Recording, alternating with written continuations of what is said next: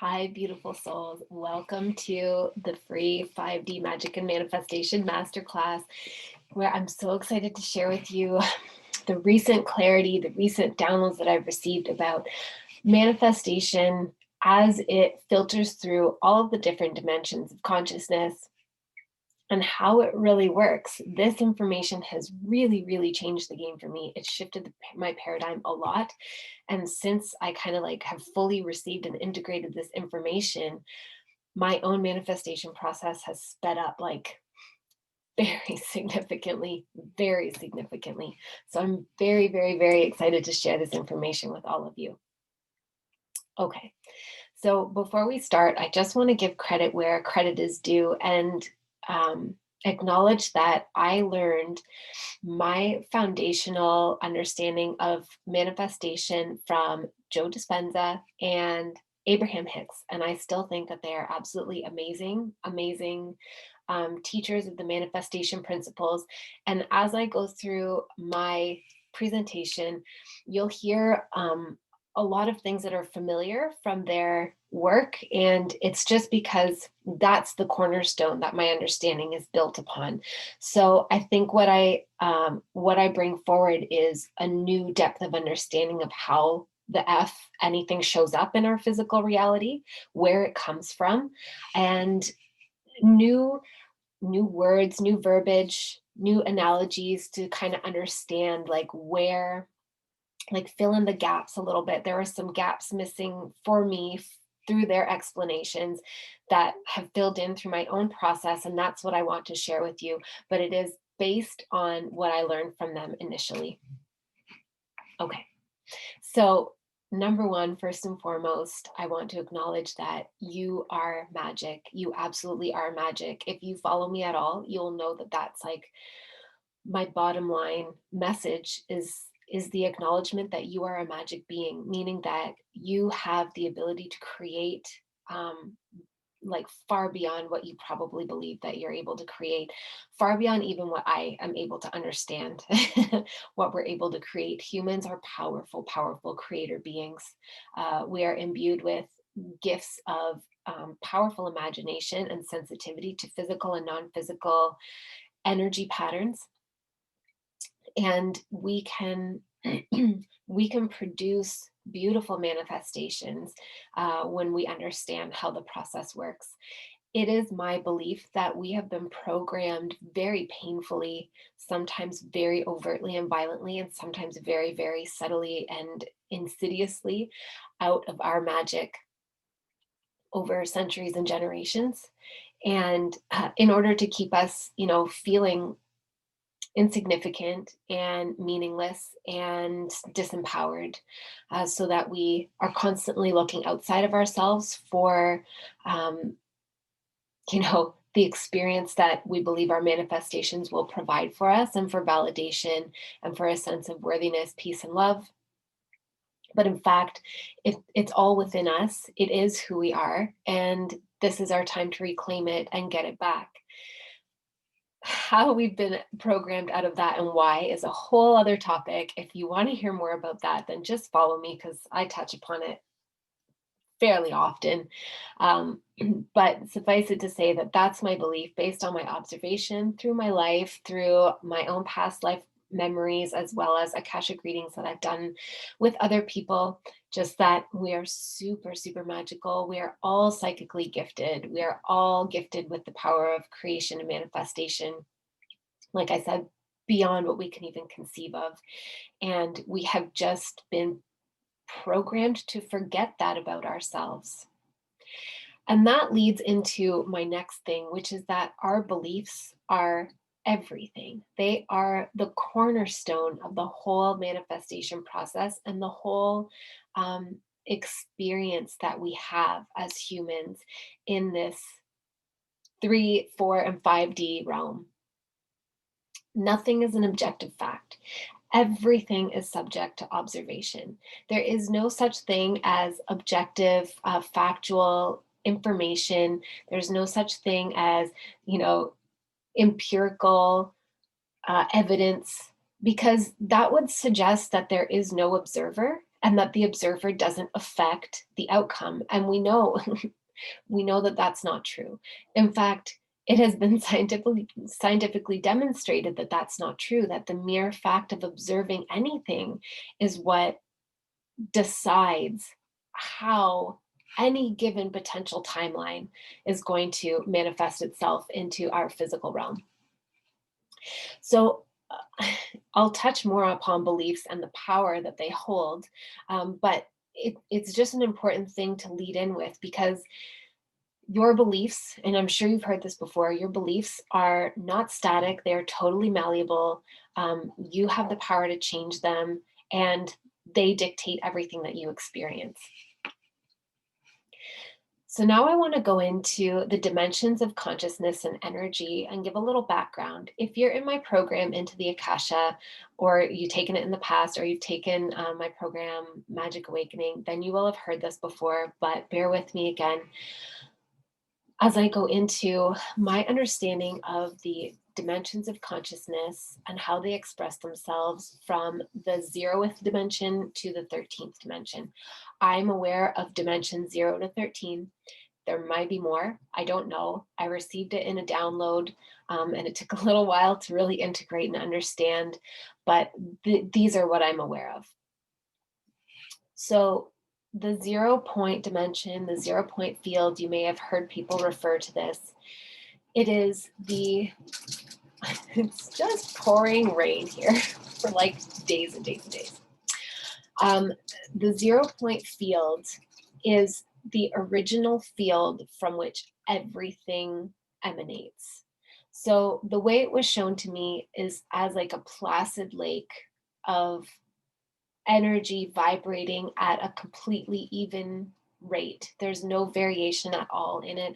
There's not a ripple, there's not a wave. It's completely placid and uniform all the way across. That's the way it was shown to me at first. And then as I explored it further and panned out, I could see that it was shaped like a torus, which is like a donut shape. And the energy cycles around up and through, or it can go in the reverse direction depending. But for me, it's always up and through like this, kind of like an ornamental water fountain or a decorative water fountain. So the energy is moving up the spout and out again, and then down back up into the spout and out again. And that's the 0 point field. So there's no variation there. It's just the substance that we could call God. It's just everything. And the vibration of this substance is a match to the feeling that we would describe as love. And I realize that sounds very cheesy and very like kumbaya and light and love, and we're all light workers and blah, blah, blah. But it really, that's how it felt when I received this information. It was like, oh, that's why love feels so good. That's why it is an essential experience for all of us. And when people don't receive love, when they don't have access to love, it leads to very difficult experiences, because love is what we are, and it is who we are, and it is the substance that creates everything, every single thing. It is that vibrational rate. The first dimension is basically the first declaration of I am. So if you imagine all of source consciousness, all of prime creator or God, I just like to say God because it's faster and easier. So I'm just going to henceforth call it God, I think. The first dimension is God declaring that first I am. And it's just the decision to be anything. I am whatever. And it causes that declaration causes a ripple in the field of the 0 point field, and that produces the first manifestation. The second dimension is another declaration of I am, because in the first dimension, as God creates itself as one thing, it's limited in its ability to experience itself as that. It almost needs something else to be in comparison to. and to be in relationship with, if that makes sense. So the second dimension of consciousness is another I am. And suddenly there are two things. Again, it doesn't matter what they are. It's just two different things. And this is the realm of polarity. But polarity isn't always bad. It's just, it can be opposites. It can be couples. It can be harmony. It can be dissonance. It's just two things coexisting together and being in relationship to each other. The third dimension is a third I am, so that suddenly choice becomes available. So when there's only two things, you're either like, God is either this or that, and that's all. And God can't really choose beyond that. God can't experience the other. It's one or the other. In the third dimension, suddenly there's a third perspective, a third vantage point, and it's like, suddenly I am the third vantage point and I can choose this or I can choose that. And it is in this place that free will is born, choice is born, true polarity is experienced, true harmony is experienced. It suddenly allows relationship to have this whole depth and richness that it didn't have before. It also is a bandwidth of vibration that allowed for a fullness to be experienced, and it's like suddenly everything was able to bloom into form, into mass and volume, and all those other mathy words that describe physical form. And you would think from there that it would just continue to be a progression of more and more and more vantage points, but no, that's not what I was shown. What happens in the third dimension is that the experience of free will, the experience of true choice is so delicious. And the experience of everything manifesting and blooming into physicality is so delicious that suddenly God consciousness fragments into infinite shards, infinite fragments of consciousness.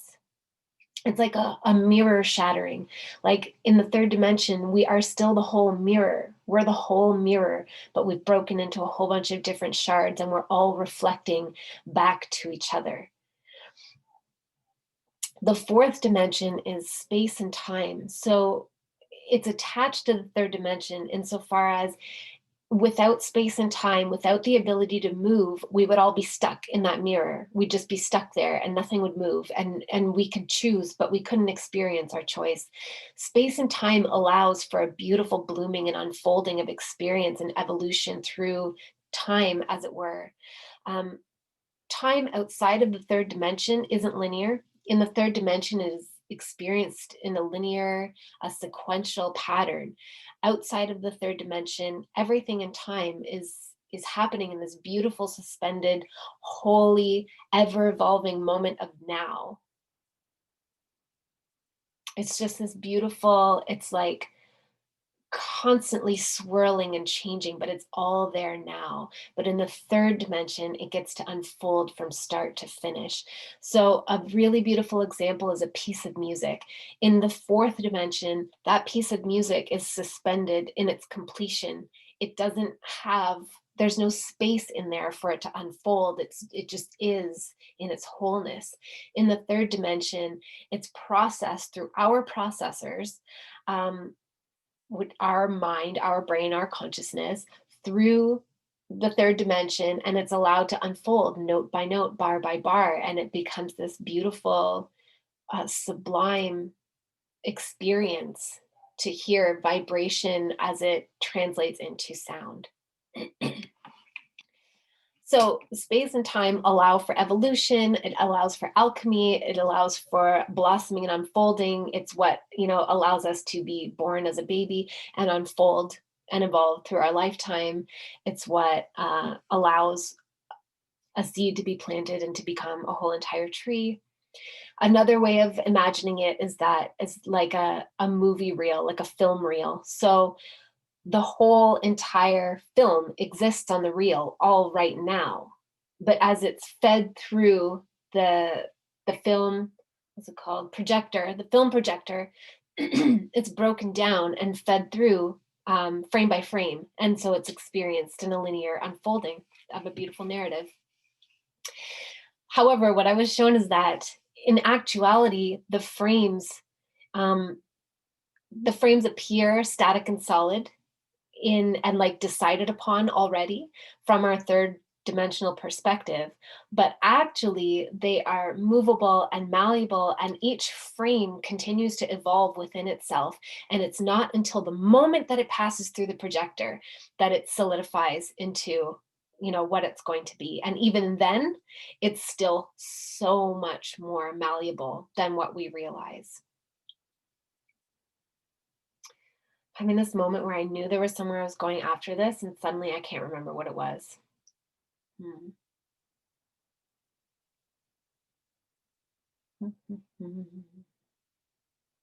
Oh well, I'll remember. So so the fourth dimension is kind of attached to the third dimension. They're inseparable. It's what allows us to evolve so we don't stay stuck in the third dimension, but we are still allowed so much opportunity to enjoy so much freedom, so much choice, and it's an adventure. From the soul perspective, it's truly an adventure to have certain parameters around, deciding like what our identity is and what our circumstances are, and to experience ourselves within the boundaries of those parameters, and to make choices within the boundary of those parameters and experience ourselves in whole new ways, whole different ways. It's such a coveted experience. It often feels for us like a trap, and it's kind of the hardest dimension of consciousness to get out of, but it's not a trap, it's not a prison. It's Oh, I remembered I was going to say it is a bandwidth within a whole entire spectrum of vibration. And we're not actually stuck here. It's just such a rich, tactile, delicious, vivid experience that it's really easy for all of our consciousness to get focused right into the experience, and forget that we actually expand and extend across all the dimensions as our individual consciousness selves.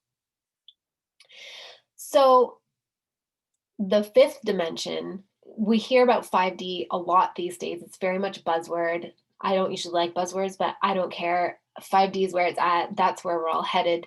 And the fifth dimension of consciousness is the return to the awareness that we are souls, that we are, souls for lack of better term, but we are a greater consciousness than just this human iteration that is experiencing life through ourselves, but that we are actually all one being. We are all of the same substance and source.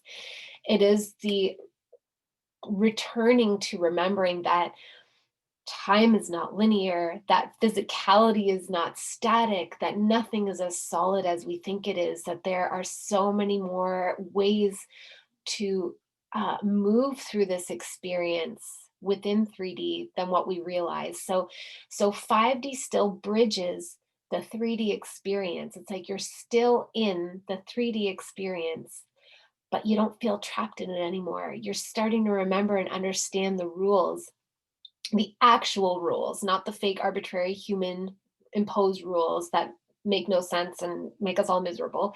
The actual rules of consciousness and energy, vibration, all of that stuff, and how to work within that to experience what you desire to experience, and also to glean what there is to glean out of undesirable experiences, uh, to put it kind of lightly.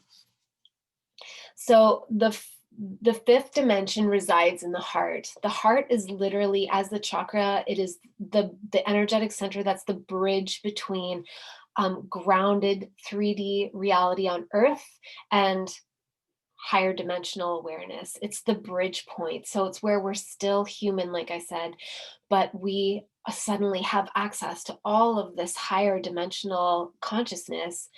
And the home point is the heart, and The heart has its own toroidal field around it. It's been measured and verified by the Heart Math Institute, among others. You can look it up. It's really cool. It has its own toroidal field, a mini version of the 0 point field. So, really, what it is a return to the 0 point field within our own individual experience. It's a reblending with harmony, uh, a reblending with in harmony with all of creation is the best way that I can put it. I think that maybe still sounds pretty abstract. I hope that it's coming across clearly. But ultimately, what it is, those beautiful lucid moments you have where you remember that, like, oh, like we really are all in this together. We are all the same being. We are all of the same source. When it's like the understanding that when I hurt you, I hurt me. Like, we aren't separate things. We're just having an experience that feels separate, that allows us a lot of freedom and autonomy of choice. But we're all experiencing this together. And what happens in one part of creation affects all of creation. It's that realization. And as we sink deeper and deeper into that 5 dimensional consciousness, our our ability to create and manifest really shifts, but also what we desire to create and manifest really shifts. It sort of starts to shift out of self based manifestations into collective based manifestations, although they can still be extremely exhilarating and delicious for the self. It's like it's because we're all one. We're all one. Is basically what it is. So the sixth dimension of consciousness is where we start to get into how manifestation really works. And what I was shown is that the sixth dimension of consciousness is beautiful geometric patterns, sacred geometry, if you will. I mean, I think all geometry is sacred. Maybe I'm wrong. Whatever. What I was shown is that the sixth and seventh dimension go hand in hand. The seventh dimension is like the cosmic song. It is the hmm, it is the sound, it is the tone that creates the ripple in the field of energy. Um, that is, the field of all creation. So sixth and seventh dimensional beings as they create, even fifth dimensional beings as they create, they think a thought with purity.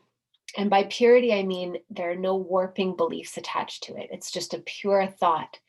And that thought projects um, a pattern, a code that assembles itself into a geometric lattice, a geometric shape within the energy field. And it takes form as it's like a tone. It's like as they think, they produce a sound in concert with that thought. And that is what creates the ripple and the variation. And it assembles itself as a sacred geometric pattern. And that's like the pre-matter template.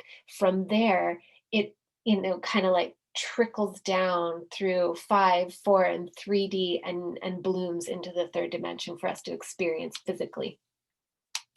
If you've ever heard of cymatics, it's the same thing. It's the sound creating patterns. So if you haven't heard of cymatics, look it up. It'll help to fill in the gaps of what I'm saying here. I know this is abstract, but I also know you're all brilliant and it's got to feel familiar in some way. So eighth dimensional beings are it's like the oversoul consciousness of any group of beings. So for example, we have an oversoul consciousness that is dreaming up this whole story as it plays out on earth. And it's just the reminder again that we are all one. An eighth dimensional being isn't God. It's just like It's like everything happens on infinite scales. So we are all tiny fragments of that larger being, just this way our cells are tiny fragments of this larger being. So the whole beautiful comedy, tragedy, drama of the human evolutionary story is being dreamed up by a cosmic dreaming mind that exists in the eighth dimension, but there are higher minds than that even. The dimensions above that, I'm just going to sort of speed through because they don't pertain to us as much in terms of manifestation, but I'm sure you all don't want me to leave you on a cliffhanger around this. So, the ninth dimension, as I saw, is all of those infinite scales. So, if you were to zero in on the tiniest particle that exists in physicality, um, if you really zoomed in on it, it would bloom into a whole, like there would be even smaller. You would see that there's even smaller. There is no end, there's no smallest point, there's no largest point. It just blooms on either side. And that's how creation arranges itself. If you've ever seen those beautiful pictures of, or beautiful sort of like animations of fractals, when people program fractals into a computer program and they just keep blooming, blooming, blooming into, greater and smaller versions of the same pattern, that's what the ninth dimension of consciousness is. And then the 10th dimension of consciousness is it's it's sort of the through line that connects us all as we move in the same spiralic pattern. So we don't exist on a linear trajectory, like I said. We exist on a spiralic circular trajectory within the whole universe, including our world. You can see this through the in-breath and the out-breath. There's an in-breath and a pause and an out-breath and a pause. You can see this in the cycles of the moon, in the cycles of the sun and the seasons, this, day and night, cycles of decades, the precession of the equinox, the spiraling of galaxies, there are a gajillion different examples to present. But essentially, it's sort of like this through line that anchors us all into the same swirling pattern. And it just swirls on all the different scales, but we're all moving in perfect rhythm all together with each other. The 11th dimension is the cosmic web of energy that connects everything. I don't really know how else to describe it than that, but it's the same thing as looking at a neural network, photographs of a neural network from MRIs or whatever machine they use, where there are clusters of brightness, constellations, but they're all connected with a web of energy. Nothing is separate, nothing is individual, and then it's contained within unexpressed energy, dark matter, just matter and energy that are the mystery, basically. The 12th dimension is that swirl that I was talking about. It's the propulsion that carries us all in the same evolutionary direction. So it's the force, it's the current that moves everything along the spiral and the cycle. And the 13th dimension is the place where we enter the event horizon on the 0 point field, the torus, and we get sucked into the portal to be birthed out elsewhere in a new iteration somewhere in the multiverse, to go through the whole beautiful process of evolution all over again. So what does this mean for us in manifestation? So basically, humans, as I see, humans sort of manifest between the first and the seventh dimension. That's where our power of manifestation exists. Our consciousness, our human consciousness, extends beyond all of those dimensions. If you imagine the electromagnetic spectrum, and then you consider like visible light, it's so tiny. It's such a tiny little fragment of the whole broad electromagnetic spectrum. And I'll also put forward that the outer edges of the electromagnetic spectrum, um, they aren't stopping places. They are just where our instruments cannot measure any further. But of course, that energy continues to exist in perpetuity on both ends. So we interpret information in this tiny little bandwidth of vibration as humans, but our consciousness extends way beyond that, way beyond that. And we have gotten really beguiled by the visceral quality of the third dimensional experience to get so that we're really, really focused on it. And we've forgotten that we extend beyond just 3D. So we employ the power of the I am statement, which is the first dimension of consciousness. So we are like a mini God. We are literally mini God, experiencing on tinier scales what the greater God being is experiencing. So the power of the I am statement is it's incredible. It's that first dimension of consciousness where we get to declare something for ourselves. And lucky for us, in the first dimension or in the third dimension, we get to do it over and over and over again, every day, countless times, countless times. The power of that I am declaration is like the beginning of the creation process, the manifestation process. The second dimension is where we experience, as Abraham Hicks would refer to it, contrast. So we clarify what it is that we desire to be or do or have or experience through the option of polarity, through the experience of harmony versus dissonance, through choosing one thing or another thing, through experiencing something that we really don't like and we don't ever want to feel again. Then it produces, automatically, inherently, a clarity about what we do want instead. The third dimension is where we translate it all into like hyper real, vividly detailed, technicolor, delicious experience for ourselves.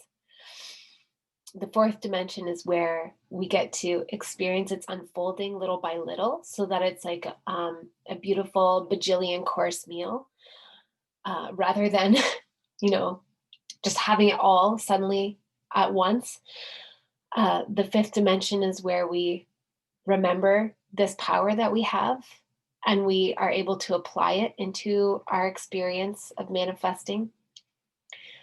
The sixth dimension is where we receive the information. Like, it's where our manifestation exists before we translate it into the third dimension. And the seventh dimension is, again, it's like attached to the sixth dimension. It is like the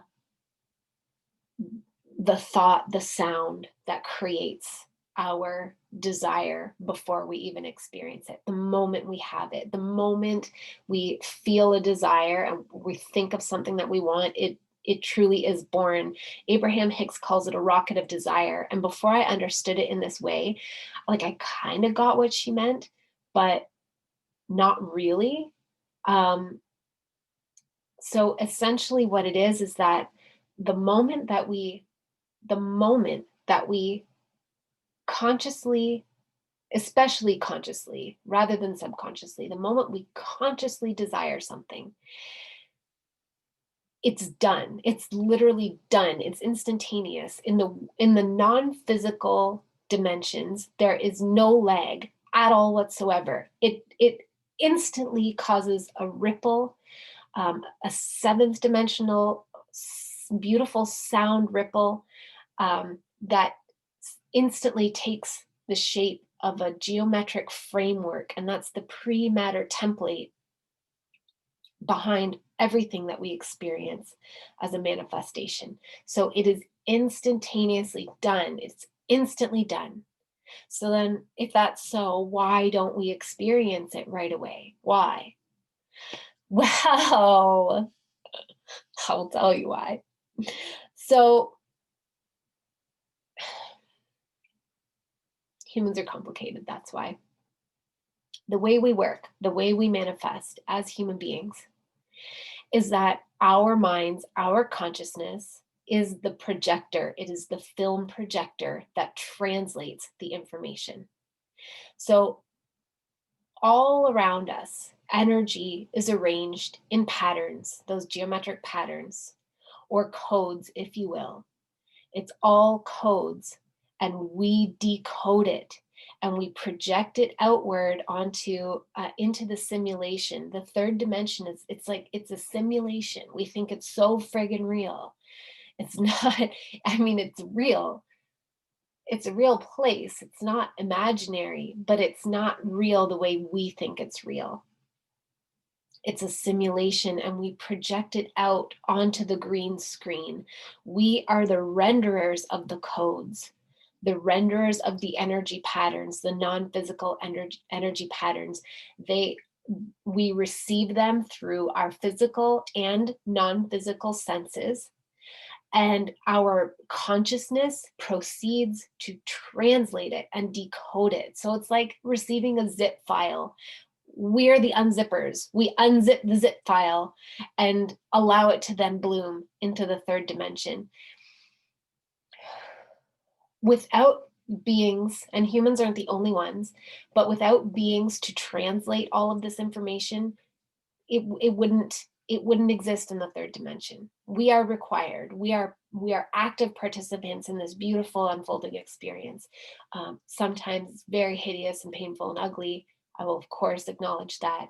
But from a greater, more expanded soul perspective, we all find it beautiful when we're not in it.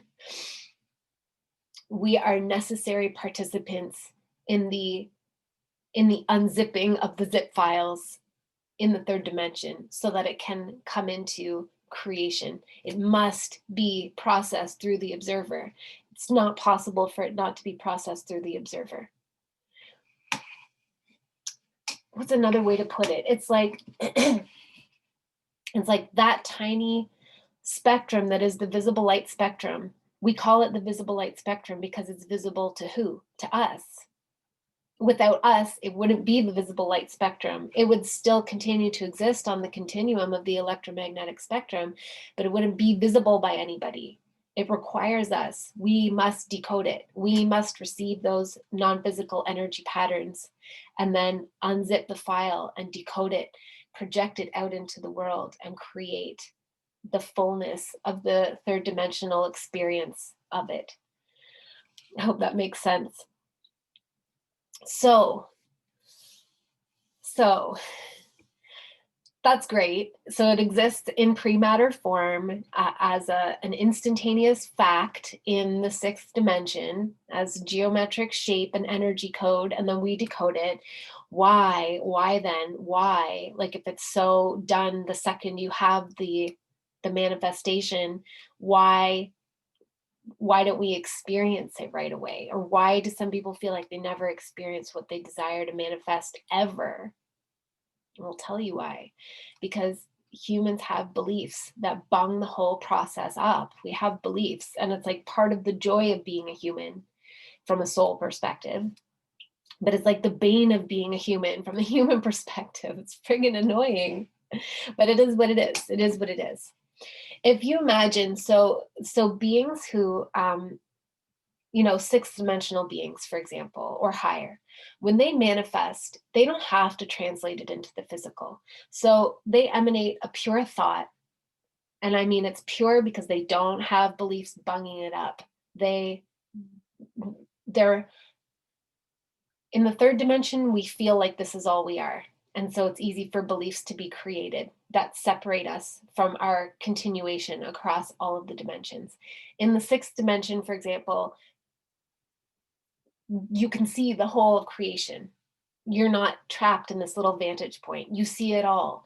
So you don't create weird stories and beliefs that warp your ability to translate energy codes. They're just there. So you have this pure thought, like, I desire to create a house. I desire to create a building. You emanate the thought and it instantly takes form.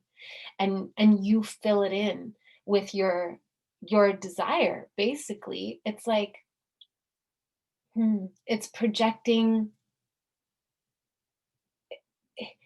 Six-dimensional beings aren't physical, so their creations aren't physical. So everything is like, it's like a dream.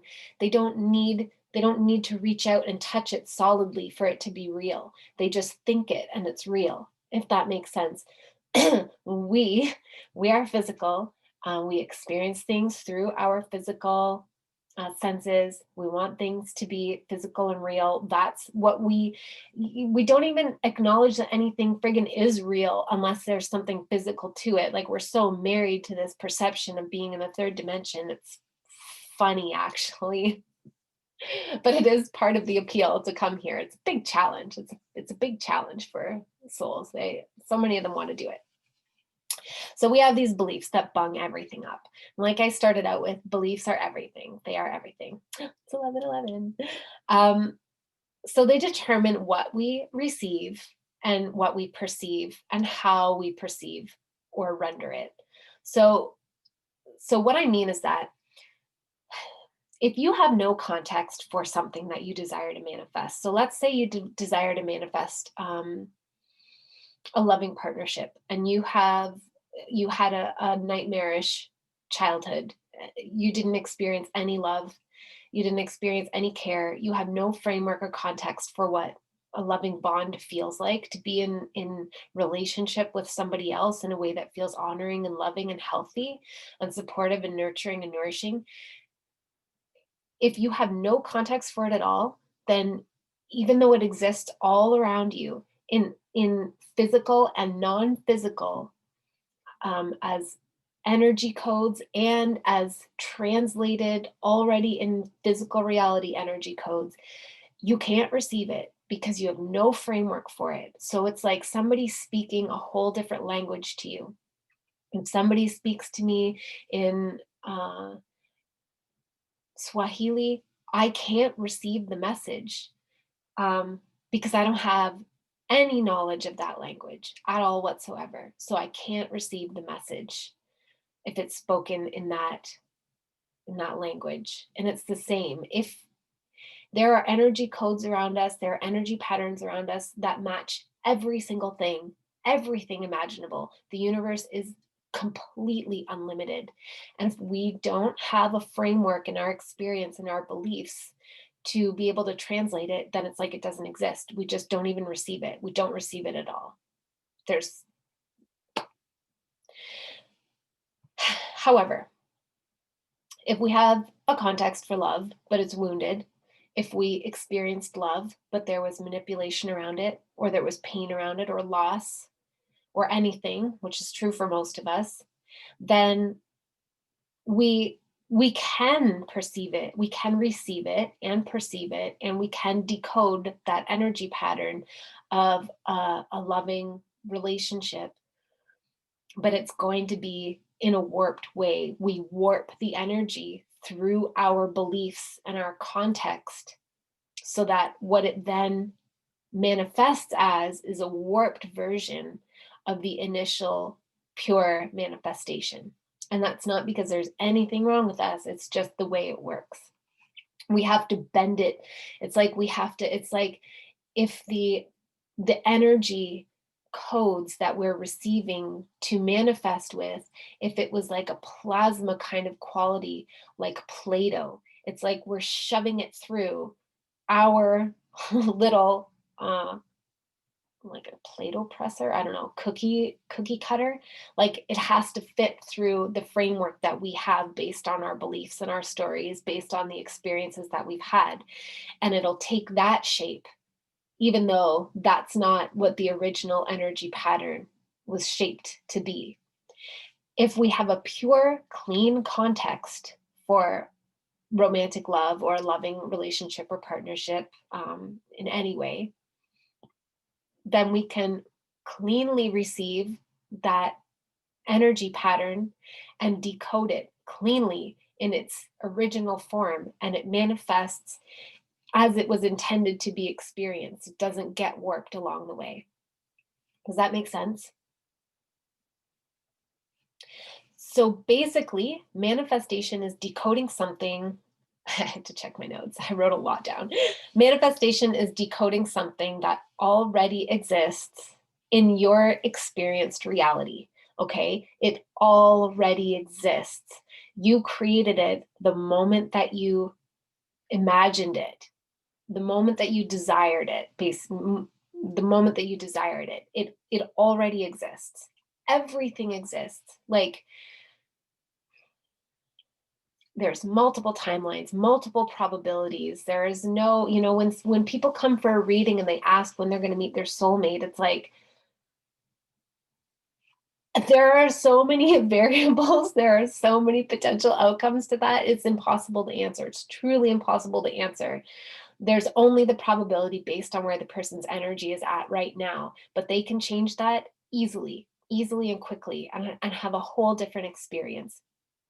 So we're not, manifestation isn't the like making of something. It's just the translating of the thing that exists already. And it's so much easier than at least I previously thought it was, and so much easier than I think a lot of people understand it to be. So ultimately, you are God, okay? You are God. You are God. We are God. We are God that has like, hmm, I mean, we're God filtered into this bandwidth of vibration. That's all there is to it. And we are experiencing creation. We are experiencing the whole evolutionary journey of God consciousness through this tiny bandwidth of vibration. It's beautiful. It's a beautiful thing.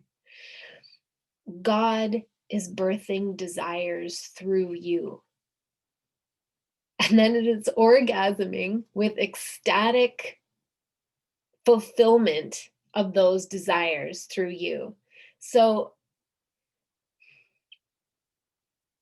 in a sense, your desires don't even come through you. Like, we attach it to ourselves so much, and we have all these weird stories about who we are and what we're worthy of and how dare we and blah, blah, blah. But the truth is, anytime you feel a desire, it's not even, it's okay, I was going to say it's not even you, but it's not just you, it's God. It's God that's like, oh my God, I want to, oh myself, I want to experience this. I want to experience this through this version of myself. And it's like God just basically has these full body orgasms of pleasure at its own desire. Just that the desire, and then furthermore the fulfillment of that desire is like a whole other level. So we don't have any reason to be ashamed of our desires or angry with ourselves or feel like we're asking too much or we're too selfish or whatever. It's like my friend Ray, she says your desires are a gift from God, and your fulfillment of those desires are your gift back to God. And I just think that's such a beautiful way of putting it. It's like God isn't giving you desires like you're a little child that gets to be given a treat. It's like God is you and God desires. That's the whole point of the whole thing, the whole experience, is to evolve and unfold and have experiences, to experience self in infinite ways. Okay, so God is you desiring experiences through you, through the fulfillment of you.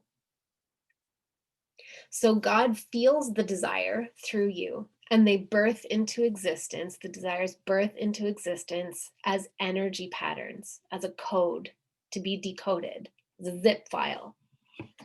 Now you, God in human form, you decode the energy pattern, you unzip the zip file and translate it into your physical experience, meaning you translate it into this tiny bandwidth of vibration.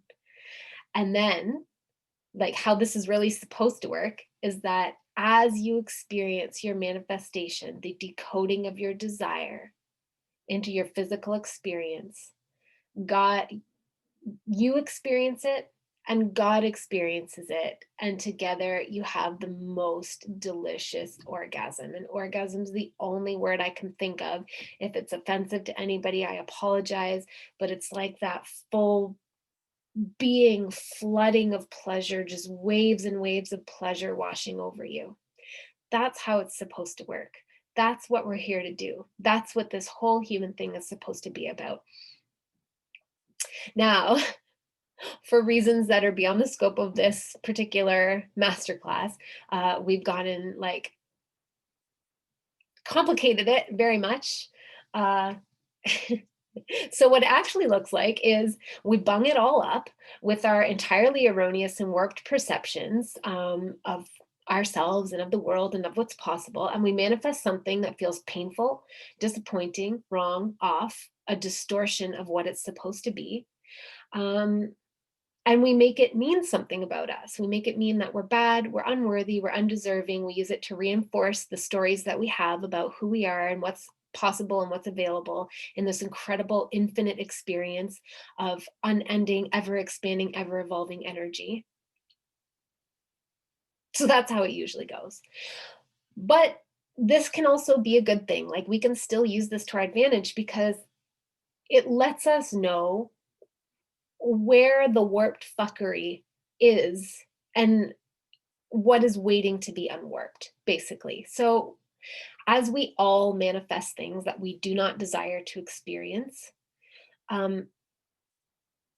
rather than making it be about us, that we're bad or we suck or we can't figure out this manifestation thing, all it is just feedback that tells us like, oh, some belief that I have is warped, some belief I have is warping the pure energy form that came from the pure desire that I had. I'm the one, like the desire is pure, it's pristine, it's completely like all the lines are straight, like it's symmetrical, it's like, oh, beautiful, it's so beautiful. I'm the one that caused it to distort and warp as I, fed it through my mold, the mold of my framework. So it just tells you where to like unwarp your own beliefs, basically. The warpedness is just a story. Nothing inherently means anything. Nothing. Nothing we experience inherently means anything. They're all neutral events. We create the meaning of everything, and the meaning, the story, produces an emotional charge. Now, of course, I will acknowledge that there are entirely neutral events that cause us a lot of pain, and that's just a normal reaction as a human. I mean, I don't need to go into deep illustration, but you know, if you've ever had an experience that has caused you deep, deep, deep pain, I'm not trying to say that you shouldn't feel pain around it. I've had a lot of those experiences. The one that is the easiest for me to use to illustrate is the death of my newborn son. That on its own was a neutral event, but it was very painful, very, very painful. And that's just a normal, natural reaction. Anytime we experience an attack by somebody else where we're victimized, anytime we experience an accident that jeopardizes our health and well-being, the death of somebody important to us, anything like that, those like tarot card tower moments, those are going to cause us pain. And that's not a reflection that there's something wrong with us. It's just that we just have to be mindful of the story we're creating around it. It's fine that it causes us pain. It's normal that it causes us pain. But we tend to create stories around it that then keep that pain alive and reinforce that pain. So everything is neutral. We create the meaning of everything. And the meaning, the story, produces an emotional charge. And the emotional charge becomes the point of magnetic attraction. So Abraham Hicks says that our thoughts create reality. They create our reality. And I mean, that's true. But what magnetizes, like the thought creates the desire, or the desire is produced on the level of thought. And then we think thoughts that either support that manifestation or that desire or don't support it. But what I personally find is that the thing that actually magnetizes it into our life, the thing that actually brings it into manifestation is the emotional charge around it. So if you have a really beautiful emotional charge around something, that, harmonizes with the vibration of love, then you're going to have a beautiful manifestation. Like if you believe that you are a super fun person and you always have great friends, really, really delicious, soul nourishing friendships with a lot of fun and a lot of laughing and good times and shenanigans, then that's a beautiful emotional charge. It's a beautiful story. It's a beautiful emotional charge. You're going to magnetize your into your manifestation things that match that story. If you have a story that people don't like you, people don't get you, you always feel like the odd one out, socializing causes you anxiety, you've never had friends, you're afraid that you'll always be alone, those are very painful emotional charges, and they start to fill in the that geometric energetic framework with a painful emotional charge. So it imbues the energy pattern, the lattice of your manifestation, with an electromagnetic charge. I don't know if it's actually electromagnetic or electromagnetic, but that's the best analogy I can come up with. So the emotion charges, like if you imagine a beautiful, let's say, I don't even have the words to describe the geometry that I'm seeing, but let's say a beautiful hexagon, okay, but it's a complex, like, multi-dimensional hexagon, but you're just seeing the beautiful, it's like made of gold, it's so pretty, like fine lines, this framework, this lattice. The emotion you feel in response to the beliefs that you have about this desire, they imbue those, gold lines, that framework, with a charge that magnetizes things that match that charge. So the original desire is just a perfect neutral geometric pattern.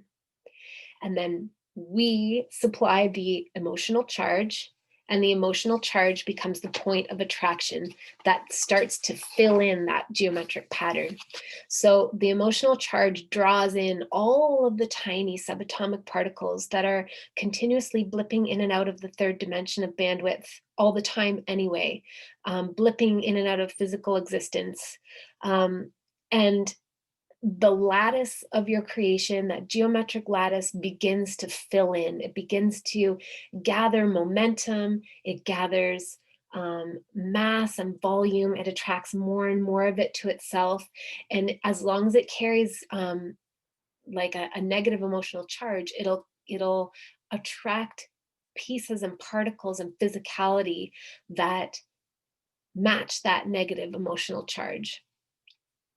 So as soon as you desire it, it already exists. You simply charge it with your attention and your emotion, and it translates into physical reality. It already exists. You're merely translating it through the framework of your beliefs. Okay, so how do you manifest what you want, what you actually want? So the first thing you do is you honor your desire. You are allowed to want things. You are allowed to want anything. Anything. You're allowed to desire anything. You have permission from God. A lot of the time, we receive this programming early on in our lives that we don't have permission to want things. We're not allowed to want it. Wanting things is bad. It's ungrateful. You should be ashamed of yourself. But you just eradicate all of that. Enjoy your desire. Enjoy just the having of a desire, whether it's fulfilled or not. Like if you desire to travel, just enjoy that you have the desire to travel. Play with it. Make love to it. Like revel in the joy of that desire. Your desire is your partner. It is your life force essence. It's the thing that propels you forward into life, into constant, delicious evolution. And do you even understand what not having desire means? It means either you're dead, you're not alive anymore, or you feel so broken by what you've experienced thus far in life that you've become completely disconnected with the whole delicious point of existence. You feel so hopeless that you can't even feel your desires anymore. And also, I'll say that that doesn't mean you're broken. And certain things we experience in life will leave us feeling that way potentially, temporarily, but it doesn't have to be forever. And don't make yourself wrong. Like, don't hear what I'm saying and be like, oh my God, I'm broken. That's not what I mean at all. I mean that I just mean to say that your desires are so special and important in and of themselves.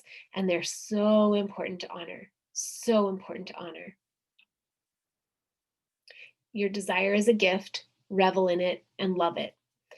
Next, notice where you feel sad, painful, cranky, angry, frustrated, despairing, whatever negative feeling around your desire. Because this is where the emotional charge is. So when you feel that, don't freak out, don't get mad at yourself, don't let bad feelings mean that you don't get to have your thing or that you're ruining your manifestation. Your negative feelings aren't your enemy. Your feelings aren't your enemies. They are alchemists. They carry a message. They always carry a message. Always, always, always, always. Recently, I realized that for me, anxiety means that I'm desiring something and I'm quietly in the background of my thoughts, not even letting myself have it. Like, not letting myself even like believe that it could be possible, to the point where I shut it out and disconnect from it altogether. Then it fills me with anxiety. Like there's like basically God's like, why are you cock blocking me? Like, let me want this. God damn it. um, so don't freak out. Don't let it mean anything bad about you. Just let it lead you to where the emotional charge is. Just don't resist it. Don't try to push those feelings away. Just surrender to it, soften into it, lean into it, open up to it. Know that it's not going to destroy you. Your bad feelings aren't going to destroy you, your painful feelings, and that there is a charge built up there that wants to be released. Catharsis has to be experienced. So just follow the thread of that emotion. Just let it be there until the thing comes up, and then allow the emotional charge to release. So that's like crying, it's swearing, it's writing a really angry letter, it's raging, punching a pillow, biting a pillow, something. Don't take it out on anybody else. It's not their responsibility. But it's like whatever you need to do to move that energy through you in a truly cathartic way, And you'll know when the charge is dissipated. You'll probably feel really tired and ready for a nap. And then also, like, just know that it will build up again, because everything is cyclical, and we very seldom release the whole charge in one go. So we release the charge and then we kind of like chill out, take a nap, and continue with the process. And it's okay. The charge will probably build up again quietly in the background. But every time that you release it and follow this process, it'll get less and less potent. It'll get so much easier to release. So you'll sort of detect it and then be able to like know like, oh, I recognize that charge and I recognize the story behind that charge, and I'm able to release it. And it won't always involve like crying and beating up your pillows or whatever. It'll start to feel easier because the charge won't really necessarily always be so big around the same story. So once you've released the charge and maybe taken a nap or a bath or just chilled out or whatever, like giving yourself a little bit of grace time, then you gently replace it with a new story. And this blends into the next step. I think I'm just going to go right into the next step. So the new story has to resonate at the frequency of love. This was the final piece for me that was a complete and absolute game changer. The substance of love is the substance of all creation. The feeling that we recognize as love is the vibration that underlies everything, everything in the universe, every single thing in the universe. It is the vibration of the universe. So it is fundamentally, not only is it what creates everything you desire, but it is the motivation beneath everything that you desire. Everything that any of us desires is to experience love. And I know this sounds so cheesy, but it's not. It really isn't. We've been programmed to believe that talking about love is cheesy. Love is the return home. It is the remembering of who you really are. That's why it feels so good. That's why it feels so good, because it is the truth of who you are and what everything is. And also, I will say, I have a theory that this is why love is attacked, and our initial bonds of love and our experience of love are subverted and even like outright damaged and attacked right from the very beginning. And I say this as a former midwife who saw all the tiny little ways that that bond and that experience is so undermined. And even to the point where, most of our songs, love songs and pop culture, and most of our like movies and TV shows and references to love and pop culture are all about the betrayal of love, the damage of love, the jealousy of love, the ache and yearning for love. It's never just about like the exalted version of love. It's because that's what our point of power is. And it's designed to keep us disconnected from our point of power. So don't underestimate the power of love. Don't fall into the temptation to be like, wah, wah, she wants us to tap into love. It's a real thing. It's very, very powerful. And I'm telling you, this is what sped up my manifestations like that. So it is the truth of who you really are. It is what creates all that you desire and everything that we experience. Pure love is all you have to feel. Just a few times a day. Just feel it.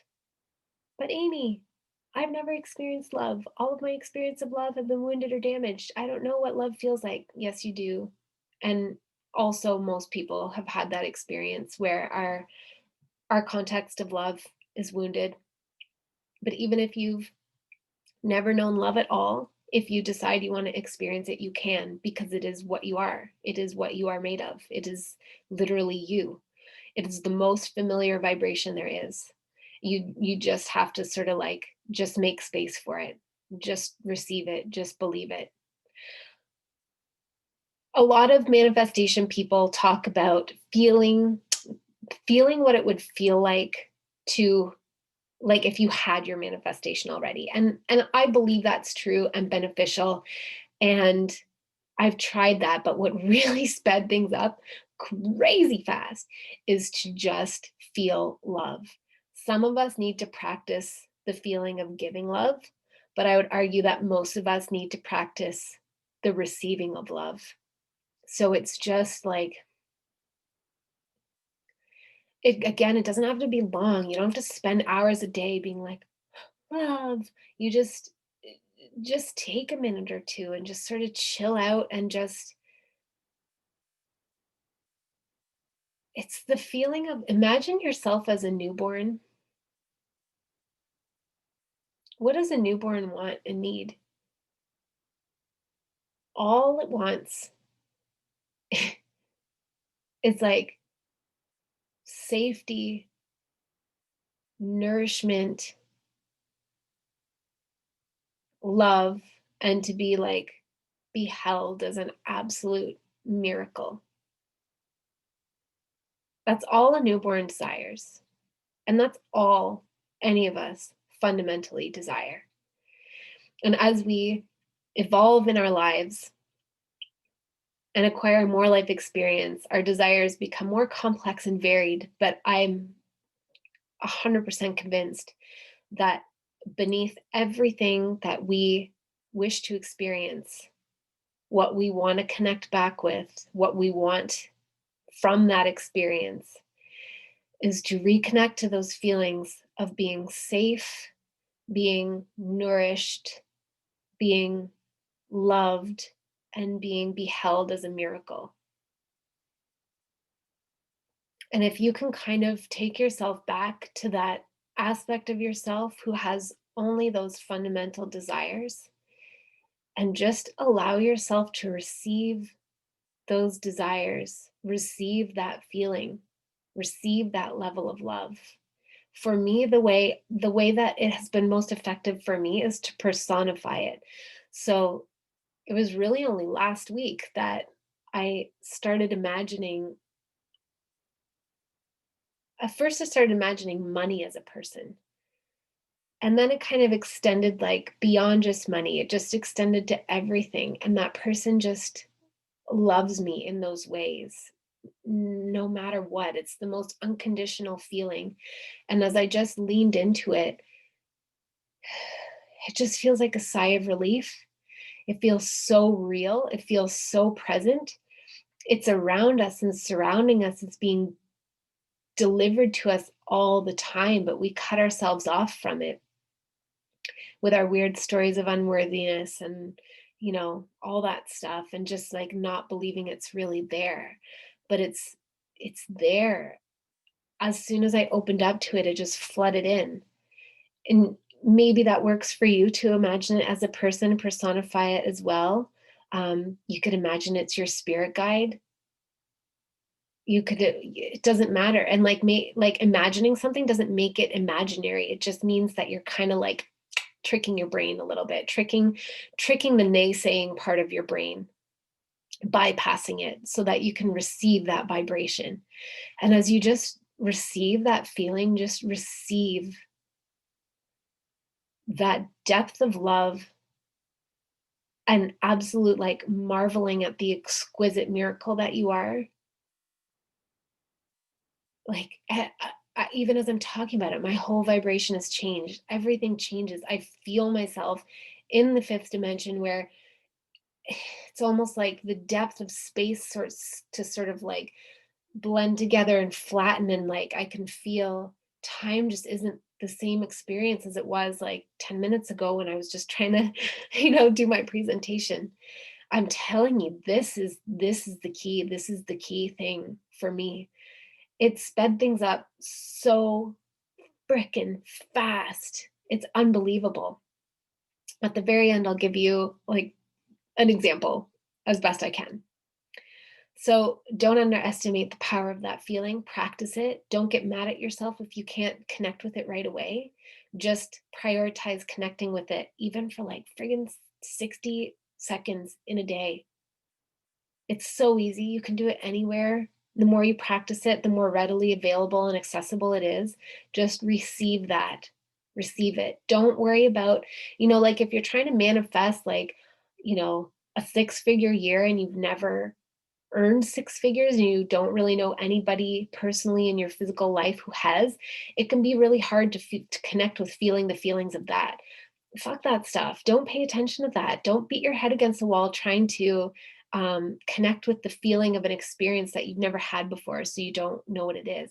Just connect to that level of love and receive that level of love because it's your birthright, because it's there for you right now. Just connect into that and watch as it manifests as everything that you ever wanted quickly and easily. Just receive that love.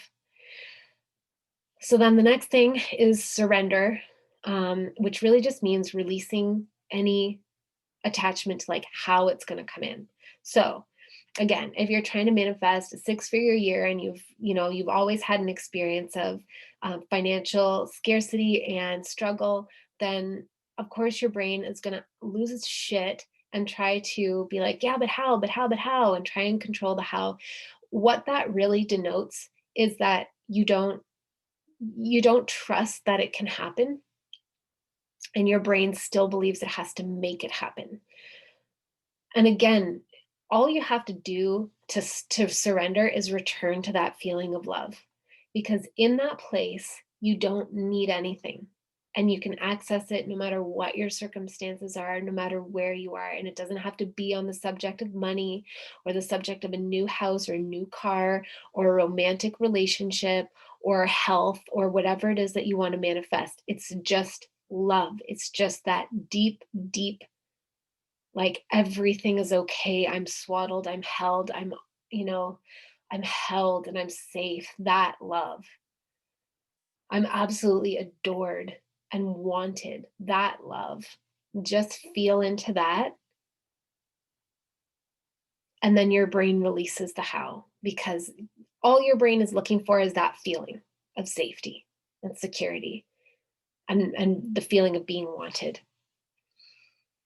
So, and then even when you're not like, obsessing over how, just mind that you're not taking inventory, you're not keeping score, that you're just always returning to that feeling. You're not like, oh my God, it's not here yet, I'm doing something wrong. Just chill, just chill. Don't worry about it. Live your life. Not only that, but like that takes you out of the perfection of this moment.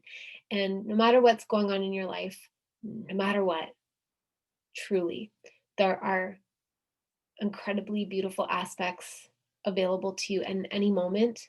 And the more you stay in the moment, which is challenging, I'm not perfect at it, and just like soak it up and like vibe up and juice up the perfection of this moment, the more it keeps you in your point of power, because you don't have any power in the future. It's not here yet. Like the future is all conceptual. You don't have any power in the past. Likewise, the past is all conceptual. You only have power in the moment. So when you return to love and you return to excited, like, like you're enjoying, you can find something in this moment that is like vibey and juicy, then that's your point of power. And you continue to attract from that magnetic charge. And then that just sort of like delivers cookie crumbs for you to follow too. Like as you like juice up every beautiful thing that's happening in your moments, even if it's like, even if your moment absolutely is horrendous and a nightmare, you can look up and see the dust as it floats down through a shaft of light in a dark prison cell, and just have a moment of lucidity where the beauty of that hits you.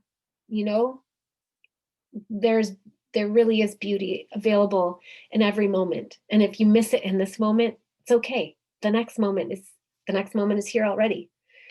Just find it in the moment. And that allows you to follow the cookie crumbs, which, leads you to, as Abraham Hicks would say, rendezvous with your manifestation, which has taken form, which has been translated into physical reality, and now you're on your path to encounter it. And then be kind and gentle with yourself. Like understand that you're deconditioning and dissolving centuries worth of programming, centuries worth, generations worth of programming.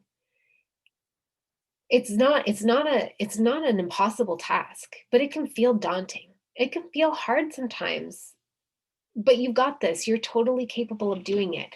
And also, I just want to remind you that this is in part why you came to Earth in this life, is to be part of the unraveling of all of this conditioning and programming that keeps us feeling so trapped and limited, so disconnected from our inherent birthright magic and power, our creative power, our worthiness. We came to dismantle this and to replace it with something new that is empowering and liberating and incredible. And it's not selfish. Whatever you're choosing to manifest for yourself, even if it's like a new car, let's say you want to manifest a new car, you want to manifest $1 million. That's not a selfish desire. It feels delicious and exciting for you. It's motivated by the thrill that you will experience when it manifests into your life. But it is on behalf of all humanity and all life everywhere. Because if you think about having a new car, for example, every time you're able to manifest something new for yourself, whether it seems like totally shallow and material, And I mean manifest, not take it from somebody else, not do it from a place of like wounded power where you have to step on other people to get it. I mean manifest, where you are anchored in your power and your worthiness and your connection to love as the actual truth of your being. Then you provide a pathway and evidence to everybody else who is searching for that, who knows that there's got to be something more than this. There's got to be a different way to do this. You are now more evidence to them that it's possible. If you manifest $1 million for yourself, what does that mean? It means that you manifested it out of your power, in your power, probably helping a ton of people along the way, supporting them with your services and your gifts. And now you have $1 million to spend, and you're going to spend it in an empowered way that empowers more and more people. And you're also going to show people that like money is not a subject of disempowerment. It can totally be a subject of empowerment. Like this is not just a selfish thing. Every time that we engage in this deconditioning and deprogramming of all the damaging messages we've received, this is on behalf of all of humanity, all life everywhere, the evolution of the entire universe. So be nice to yourself and cut yourself some slack and enjoy it. And then the very last thing I want to talk about, coming in just under an hour and a half, is quantum leaping and instant manifestation, because of course people wonder about this. So usually what we want to quantum leap and we want instant manifestation because we believe that we're not going to be okay until we have the thing that we want. So again, on the topic of money, because that's usually in the examples I come up with in the readings that I'm doing, or in listening to other people who talk on manifestation. They want to manifest money right away because they have a bunch of bills. They feel scared. They feel unsafe. They feel like they need the money to show up now so that they can pay those bills, cover those expenses, and then everything will be okay. So right there, you have to follow that feeling, that contracted feeling, and find the emotional charge and release the emotional charge and replace it by basically by tuning into that feeling of love and that feeling of like having just Abraham Hicks calls it well-being, but I couldn't really quite connect to that. It wasn't until I just like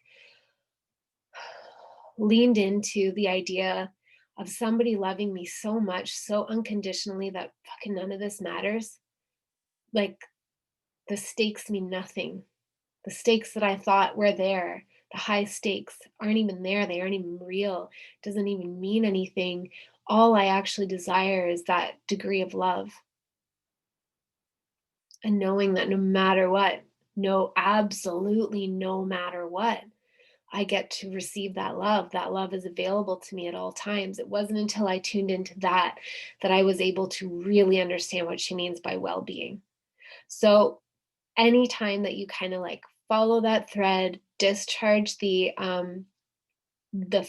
fear that's around that, the fear and the panic, and basically the worry that you're not going to be okay, that you don't have love, you don't have safety, and replace it with that feeling of love, it will come in as instantly as it can. And by instant, I really do mean really fast. Really fast. But it's all about belief. It's all about what you can actually conceive of to allow into your experience within a certain timeline. So if you believe that manifestation has to take long and be hard, then it has no choice but to be that, because you are dictating the terms by which you're translating everything. So it's just like loosening that shit up and, being like, gently kind of being like, what if it could come in faster than my brain even knows? What if my brain is just trying to control everything because it wants to feel safe? And I love my brain and I love my fear. It just wants me to be safe, but I don't have to be ruled by it. And what if I can just lean into this feeling of love and just let it happen? What if things can happen miraculously and things can surprise me? What if the universe is completely unlimited, completely unlimited beyond my understanding, and things can manifest faster and more easily and more perfectly and more delightfully than my sweet limited brain, human brain, can understand. Just, ease into it like that. And then understand that actually what we can allow into our experience, what we can receive, is a direct function of what our nervous system can handle. The nervous system is an intersection of our physical 3D body and our beliefs. So it's our beliefs that intersect with our body and ignites a feeling of fear and like insecurity, instability. So we have to calm our nervous system down. And again, on the subject of money, for example, well, no, let's take it to love, but you can extrapolate and apply it to money too. So on the subject of money, quickly, if you want to manifest a lot of money, but your nervous system feels totally freaked out by that idea, and like you can't even trust that that much money could ever come to you. And if it did, that like, you wouldn't get into a car accident and it wouldn't all disappear. Like your nervous system is dictating how much you can receive. I'm sure you can feel it just as I described that. It reminds me of a child who like has been in foster care, who's been abused in any way, who's had a really rough go. And when they finally get paired with parents who are going to, or caretakers rather, who are going to provide that child with stability and security and love, or an abused animal, anybody, basically, it's not like that child is just going to like relax into it right away and be like, oh, this is my new normal, and just take it at face value and roll with the punches. No, that child's nervous system has been programmed to always be on the lookout for the signs that, the rug is going to get pulled out from under them, or that somebody is going to come and hurt them and violate them. Their beliefs and their nervous system can't handle that much love. So they can only let this much love in. But eventually over time, they'll be able to let this much love in. And eventually over time, they'll be able to let this much love in, like, don't get mad at yourself if you're not able to instantly manifest. It's just that your nervous system, based on your beliefs, can't allow more of what you want in right now instantaneously, and that's okay. Just be gentle with it. It's programmed to help you survive. So you just treat yourself like somebody who's been through a lot. Be kind to yourself, be gentle, coax those, tight edges, like just coax them into a little bit more elasticity. And then, like, just, gently stretch that bubble of energy that you can allow into your space. And I'm telling you, the way to do it is to tune into that love, tune into that unconditional God force love that is you, that belongs to you, that is being streamed to you at all times in a limitless abundance. That is the undercurrent vibration of everything you want to manifest. Just tune into that and practice being with that and receiving that, deeply receiving it. And it needs to resonate in your heart center. So the last thing I want to give is an example of how quickly this works. So like I said, this was the final piece that made me feel ready to talk about 5D magic and manifestation. All of these little pieces have been brewing for a long time. But I was like, there's one final puzzle piece that like I need before I can share it with people in a way that's coherent and they can apply to their lives. And the final missing piece was this love part. And so like I said, it was really only like last week that I really personified. It was on the topic of money, and I really personified money. And then that just naturally evolved. Like I just imagined money as like this, handsome man who loves me so much and wants to like pay all my bills. He just has it covered. He's like, goddess, I have you covered. Don't worry. Like, just be your beautiful, radiant self. I adore you. And not only do I have it covered, but I want to give you all these gifts. I want to shower you with like pleasure and gifts. And I get so, um, it's my turn on to see you receive all the gifts and the care and the support that I have for you. So that's where it started. But then it evolved into just this love. So one time when I was tuning into that personification of money, it went a layer deeper, and I was like, oh, all I want is to know that I'm not in this alone. I'm not alone, and that there's like love that's never going to go away no matter what. And not only is it never going to go away, but I get to have it right now in this moment and in all moments, regardless of anything I'm experiencing externally. That's actually all I want. And as I started to tune into that, it was like less than a week later that I manifested something that I have been desiring since childhood. I can't give you the details because I'm sorry, because it involves other people and I need to respect them. And it's brand new, like as of yesterday, brand new. But it's something I've been desiring my whole entire life. And it's like a cornerstone desire for me. And it's a desire that I had almost pretty much given up on. And it seemed like it was absolutely impossible and never going to happen. Never going to happen. And it manifested yesterday, like so much more quickly and easily than I ever could have thought. And it was really just because I tuned into that frequency of love and really integrated that, oh, that's all any of this is. That's all any of this is. I wish I could give you a better illustration than that. Now, okay, so that was my masterclass. I tried to jam pack it with everything that you would ever need to hopefully really, really change your own manifestation game, like change it up real good. But of course, I'm giving this masterclass because I have an offering that I want to share with you.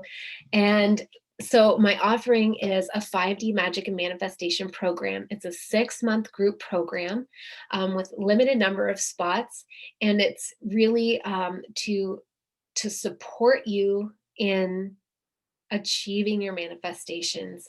So as a group program, it involves one training every month, with the potential probably for spontaneous random rants and trainings as they come through me on the various topics of manifestation. So this is all very general, of course, but I am feeling really called to talk specifically about money, soul purpose slash career, loving like romantic and sexual partnership, family and friendship relationships, home, travel, lifestyle, health, family, those things. I want to talk about those specific topics and do trainings on those, as well as having 2 group calls a month, group sort of like coaching calls where we really workshop the things that we're all manifesting and whatever bumps we're coming up against, and a continuous group discussion where we get to ask questions and support each other and celebrate each other and offer answers and insights so that we can all basically vibe together and achieve our manifestations, realize is a better word, realize our manifestations so much faster. So this is a really exciting program. I'm super, super pumped about it because I absolutely know that you can manifest the things that you want and that it's so much easier than you probably have ever believed. And um, if you have any questions about that, if you're interested and you want the details, just send me a message. I'm holding space for, I'm not even sure how many people. It's like between 5 and 10 people, a small intimate group, so that we can really, really get our needs met and really, really support each other and create a loving, delicious, supportive network of like-minded beings as we move into 5th dimensional consciousness, basically.